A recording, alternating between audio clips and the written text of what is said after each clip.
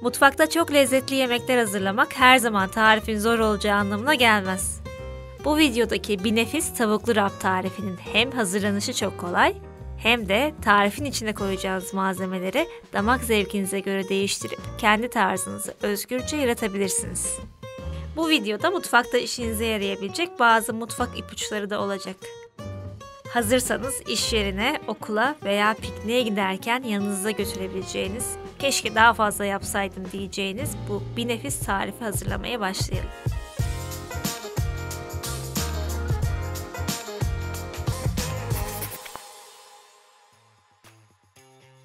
Pişme süresi uzun olduğu için tarife önce karamelize soğanı hazırlamakla başlıyoruz. Soğanı soyarken tepe kısımlarının temizlendiğinden emin olun. Tercihen kırmızı veya beyaz soğan kullanabilirsiniz. Soğanları halka halka doğrayalım. Doğrarken halka büyüklükleri eşit olsun ki böylece hepsi de eşit pişebilsin. Rahat çalışmak için soğanları geniş bir tavaya alalım. Soğanı karamelize ederken zeytinyağı miktarı çok önemli.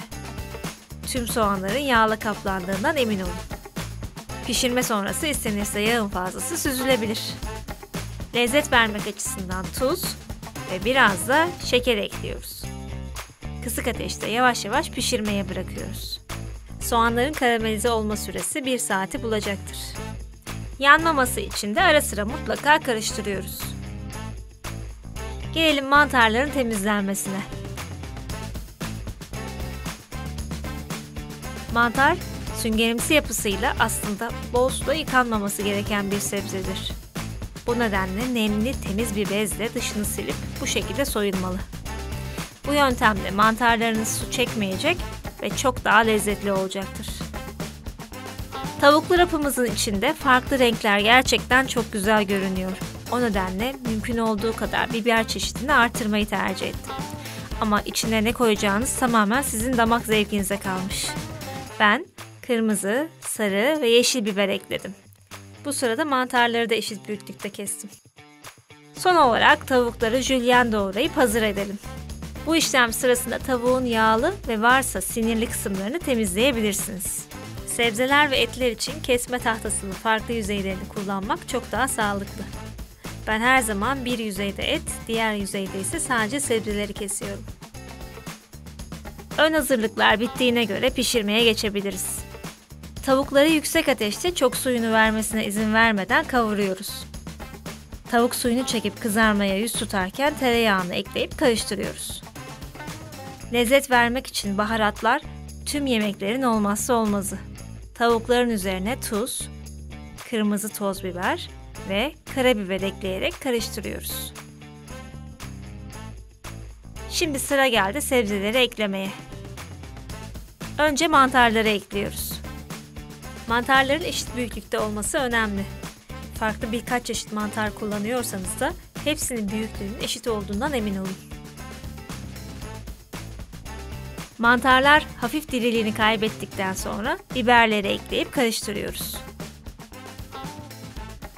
Sebzelerin çok suyunu vermesini istemediğimiz için bu işlemler kısık ateşte yapılmamalı ve bu nedenle de sık sık karıştırılmalı. Aksi halde dibi tutabilir.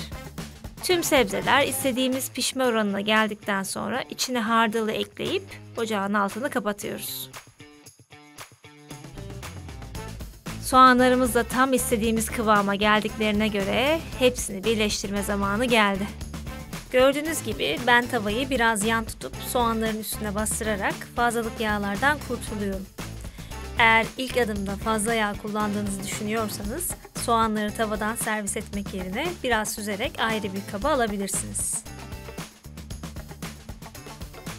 Ben içine mayonez ve ketçap karışımından oluşan bir sos koyuyorum ama içine ne koyduğunuz size kalmış.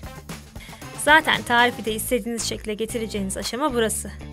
Farklı soslar kullanabilir ya da dilediğiniz yeşilliği ekleyebilirsiniz. Acı biber, maydanoz, soğan, barbekü sos aklınıza ne gelirse.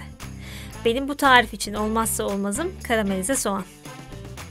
Yanlardan katlayıp bir taraftan sarmaya başlıyorum. Görüntüyü bozmaması için kaşık yardımıyla taşanları içeriye sokuyorum. Ama tabii çok açsanız bu aşamayı atlayabilirsiniz. Tüm malzemeleri koyduktan sonra sıkıca sarıyor ve uç kısmını ıslatarak yapışmasını sağlıyoruz. Bu şekilde lavaşınız dağılmadan kalabiliyor. Aslında bu haliyle bile güzel ama son bir dokunuşa daha ihtiyacı var. O yüzden tost makinesi veya tavada bu şekilde ısıtıp servis ediyoruz. Bir tanesi asla yetmez. O yüzden ben de bir sürü hazırladım. Ve lavaşlarımız sunuma hazır. Ayran veya kola ile tadını çıkarabilirsiniz.